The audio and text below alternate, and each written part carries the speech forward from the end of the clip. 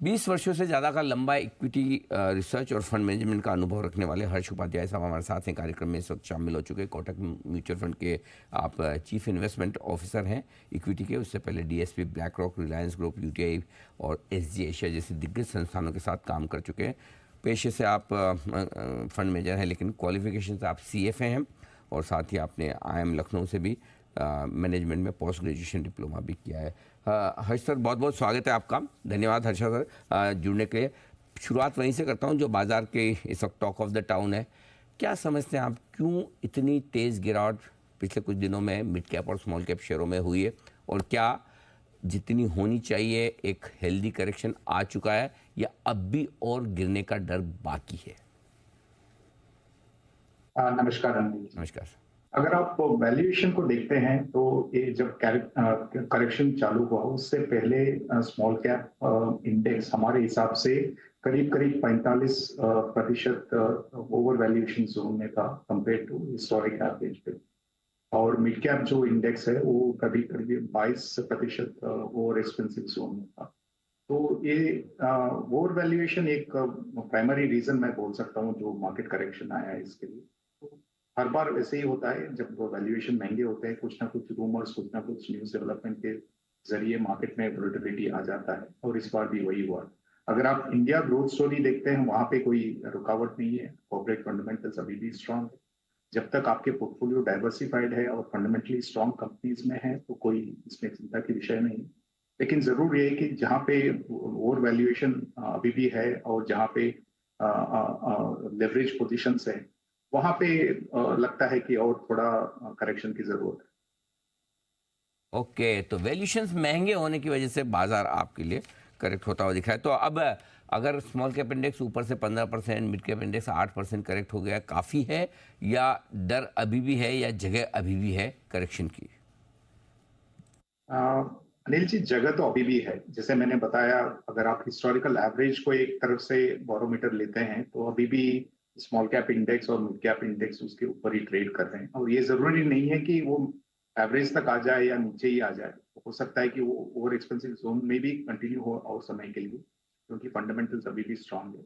लेकिन अगर आप थियोरेटिकली देखते हैं तो इस मार्केट में अभी भी और जगह है करेक्शन कंटिन्यू होने का, यही लगता है। लेकिन अगर आप लार्ज कैप्स को देखेंगे वहां पे ज्यादातर ओवर वैल्यूएशन नहीं है, तो इसलिए जैसे आपने भी देखा होगा कि करीब करीब 2% का पीक से करेक्शन हुआ है निफ्टी में, लेकिन स्मॉल कैप में उसी समय में करीब करीब 15% का करेक्शन दिखाई दिया। तो जरूर ये जो रिलेटिव वैल्यूएशन का जो ओवर वैल्यूएशन जोन में पहुंच चुका था broader end of the market, वहां पे ज्यादातर करेक्शन दिखाई दे रहा है, और शायद ये थोड़ा बहुत और जगह भी है। लार्ज कैप भी हल्के फुल्के करेक्ट हुए हैं। क्या ये समझें कि अब वापस से बाजार की जो भी तेजी बनेगी उसमें अब लार्ज कैप्स की पुरानी ग्लोरी लौटेगी? थोड़ा क्या वहाँ पर ज़्यादा बेहतर प्रदर्शन रहेगा? फंड मैनेजर्स ज़्यादा कंफर्टेबल वहाँ पर हैं खरीदारी करने के लिए आज से? हाँ बिल्कुल, अगर आप लॉन्ग टर्म निवेशकों को देखेंगे तो उनका कंफर्ट तो ज्यादातर लार्ज कैप में आज के दिन में है। तो जरूर ये लगता है कि अगर करेक्शन कंटिन्यू भी होगा तो शायद यहाँ पे इतना वोलेटिलिटी डाउन साइड में दिखाई नहीं देगा। और अर्निंग्स तो अभी भी कंफर्टेबल 17 से 18% CAGR के लेवल पे ग्रो हो रहे हैं। तो मेरे हिसाब से जो आउट परफॉर्मेंस हमने देखा था मिड कैप और स्मॉल कैप का करीब कोविड लो से अब तक, वो बहुत ज्यादा ही आउट परफॉर्मेंस था, जहाँ पे करीब करीब 35% CAGR के रेट पे इंक्रीज हुआ था, जबकि लार्ज कैप्स इतने अच्छे नहीं किए थे। तो मेरे ख्याल से ये थोड़ा बहुत जो आउट परफॉर्मेंस है वो नैरो होते हुए दिखाई दे रहा है। हो सकता है कि कुछ समय के लिए लार्ज कैप्स आउट परफॉर्म भी हो सकता है। ओके, तो ये आपके लिए लार्ज कैप की थोड़ी सी आउट परफॉर्मेंस बनी रह सकती, ये एक अच्छा संकेत आपके लिए आता हुआ दिख रहा है। जिस तरह से थोड़ा सा अब जो आपके फंड्स में फ्लोज भी आ रहे हैं, SIP का हम देख रहे हैं 19,000 करोड़ है, लेकिन जो बड़े फ्लोज अब लार्ज कैप और मिड कैप शेयरों में लार्ज कैप की तरफ शिफ्ट होते हुए दिख रहे हैं। क्या रिटर्न्स के लिहाज से अब किस तरह का पोर्टफोलियो बनाकर एक रखा जाए इन्वेस्टर्स के लिए? क्या फ्लेक्सी कैप स्कीम बेहतर है, लार्ज कैप ओरिएंटेड स्कीम बेहतर है, या फिर एक मल्टी एसेट पोर्टफोलियो? क्या सलाह दे रहे हैं आप इस वक्त? अनिल जी, फ्लोस तो अभी भी कोई चेंज दिखाई नहीं दे रहा है। जो आपने देखा होगा फरवरी के नंबर्स, उसी हिसाब से मार्च में भी मोरलेस इंडस्ट्री का नंबर्स मूव करेगा लग रहा है आज के दिन में। लेकिन जरूर ये है कि अगर किसी को पोर्टफोलियो थोड़ा स्टेबिलिटी की ओर भी ध्यान देना है, तो उनके लिए लार्ज कैप और या तो लार्ज कैप ओरिएंटेड या फ्लेक्सी कैप जैसे फंड्स में इन्वेस्ट करना, या जहाँ पे इन्वेस्टमेंट ऑलरेडी है तो उसको होल्ड करना जरूरी है। क्योंकि इस बास्केट में जैसे हमने डिस्कस भी किया पहले, तो वैल्यूएशन का एक तरफ से कंफर्ट है, तो ज्यादा वोलेटिलिटी दिखाई नहीं देगा। और जो मिड एंड स्मॉल कैप में निवेश कर रहे हैं, उनको यही सलाह है कि आप पोर्टफोलियो डाइवर्सिफाई करके रखें, और जहाँ पे फंडामेंटल कंफर्ट है वहीं पे इन्वेस्ट कीजिए। और एक स्टैगर्ड अप्रोच होना चाहिए, और यहाँ पे लमसम अभी भी करना नहीं चाहिए। ओके, तो ये है आपके लिए स्टेगर्ड वे में इन्वेस्टमेंट करने की राय। अब आइए सर, क्योंकि अब जल्दी से चुनाव की तारीखों की भी घोषणा होने वाली है, आचार संहिता भी लागू होगी, अब मार्केट थोड़ा इलेक्शन मोड में चला जाएगा। आगे के डायरेक्शन को किस तरह से देखें, क्या व्यू बन रहा है आपका बाजार पर? मीडियम टर्म में तो भारत का जो भी ग्रोथ रेट है वो कायम रहेगा, और कॉर्पोरेट फंडामेंटल्स हमने देखा है तीसरी तिमाही में भी अच्छे नतीजे दिए थे। तो ओवरऑल ऐसे मार्केट में कोई फंडामेंटल रीजन नहीं है कि यहाँ पे वोलेटिलिटी और बढ़ना चाहिए। लेकिन जरूर ये विषय अभी भी हमारे सामने है कि ब्रॉडर एंड मार्केट में, मिड एंड स्मॉल कैप में ज्यादातर ओवर वैल्यूएशन अभी भी काफी हद तक है। तो उस हिसाब से थोड़ा बहुत वोलेटिलिटी दिखाई देगा। जब तक ये वोलेटिलिटी कोई बेयर कर सकते हैं, तो मेरे हिसाब से कोई चिंता की विषय नहीं है। तो आपका पैसा यहाँ से भी बन सकता है और अच्छे तरह से बनेगा।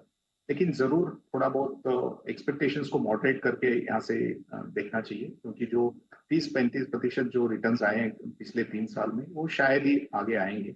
बेस केस में हमें लो डबल डिजिट जैसे एनुअल रिटर्न्स एक्सपेक्ट करना चाहिए। अगर 30% आ गया तो वो एक तरफ से बोनस हो जाएगा। और जरूर ये भी सोचना चाहिए कि जो वोलेटिलिटी एक तरफ से बिल्कुल ही नहीं था मार्केट में, मार्केट एक तरफा चल रहा था, वो भी शायद नहीं होगा। अब से यहाँ से थोड़ा बहुत वोलेटिलिटी भी देखने को मिलेगा। तो अगर ये अजम्पशन से हम आगे बढ़ते हैं, तो हमारे हिसाब से कोई चिंता के विषय नहीं रहेगा, और एक तरफ से इन्वेस्टर का जो एक्सपीरियंस रहेगा वो भी अच्छा ही रहेगा। तो सर, क्या पसंद है आपको इस मार्केट में, कहाँ निवेश करना पसंद करेंगे? देखिए, हमारा रुझान तो लार्ज कैप की ओर ही ज्यादातर आज के दिन में है। अगर आप प्री कोविड लेवल के वैल्यूएशंस और आज के वैल्यूएशंस देखते हैं सेक्टर वाइज, तो कुछ ही ऐसे सेक्टर्स या पॉकेट्स मिलेंगे जहां पे वैल्यूएशंस आज के दिन में भी प्री कोविड लेवल से नीचे हैं। और उसमें से एक है लार्ज कैप प्राइवेट बैंक्स। वहां पे अगर मार्केट करेक्शन कंटिन्यू होता है, तो शायद ही आपको ज्यादा डाउनसाइड वोलेटिलिटी दिखाई देगा। तो मेरे हिसाब से एक रिलेटिव आउट परफॉर्मेंस वहां पे आ सकता है। जरूर है कि शॉर्ट टर्म में काफी सारे हेडविंड्स हैं बैंकिंग एंड फाइनेंशियल सेक्टर पे, लेकिन वैल्यूएशन में बहुत कंफर्ट है वहां पे। अदरवाइज आपको थोड़ा बहुत और रोक के खरीदारी करनी पड़ेगी, जहाँ पे फंडामेंटल्स अभी भी बरकरार हैं, जहाँ पे वैल्यूएशंस और नीचे के लेवल पे मिल सकते हैं। तो वहां पे एक तरफ से आपको इंक्रीमेंटली देख सकते हैं। लेकिन बहुत सारे सेक्टर जो हैं अभी भी 1-2 दिन के करेक्शन से इतना वैल्यूएशंस में करेक्ट नहीं हुए कि जहाँ पे आपको फंडामेंटली एक तरफ से कंफर्ट आ जाए वैल्यूएशंस। Okay, perfect. तो ये है आपके लिए राय सारे के सारे निवेश के मौकों पर। हर्षा सर, बहुत बहुत धन्यवाद आपका, समय दिया आपने और विस्तार से बाजार के डायरेक्शन और specially mid cap small cap शेयरों में मशरे कोहराम के बारे में आपने अपनी राय भी हमारे दर्शकों के सामने रखी। बाजार स्टेबल है, 15 पॉइंट ऊपर, 20 पॉइंट ऊपर निफ्टी पे आपको दिखेगा, 22,000 के ऊपर टिकते हुए दिख रहे हैं। सेंसेक्स पर 15 अंकों की आपको मजबूती दिखेगी। बैंक निफ्टी अपनी कमजोरी कम करने के संकेत दे रहा है, अब 200 पॉइंट ही नीचे बचा है। मिड कैप स्मॉल कैप शेयरों में मजबूती और बेहतर और बढ़ती होती आपको नजर आएगी इस वक्त। इस बीच